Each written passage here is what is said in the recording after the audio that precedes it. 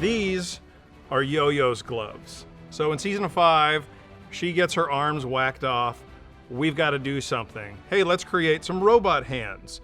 So that proved to be a lot trickier than it was because the producers didn't want robot hands that looked like robot hands. They wanted to give Yo-Yo a lot of dexterity. So we made these gloves out of a silicone rubber, and then we 3D grew all of these little plastic plates that you see on here.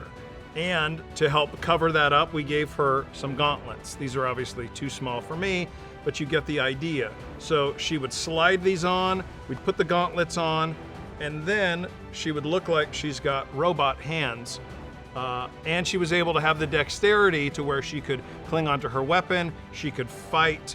We had to make some stunt versions of these where we painted on the plastic part, so in a quick whip pan, you would swipe by and you wouldn't notice that she wasn't necessarily wearing the real item.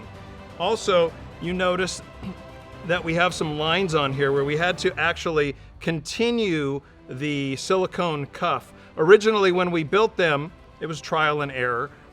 We had to extend this cuff length down so that it wouldn't peek out of her costume and ruin the romance of her actually having robot arms. So these were something that Yo-Yo wore for 8 to 10 hours a day. She was very sweaty in them.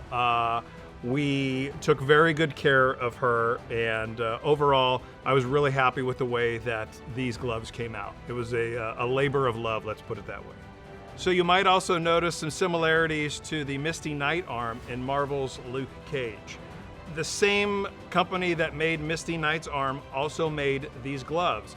And I'm glad that they were made at the same place because all of the R&D and the headache from the Misty Knight arm, we were able to use and add upon and make these a lot more better, a lot more comfortable, and somewhat durable. So thank you, Marvel's Luke Cage.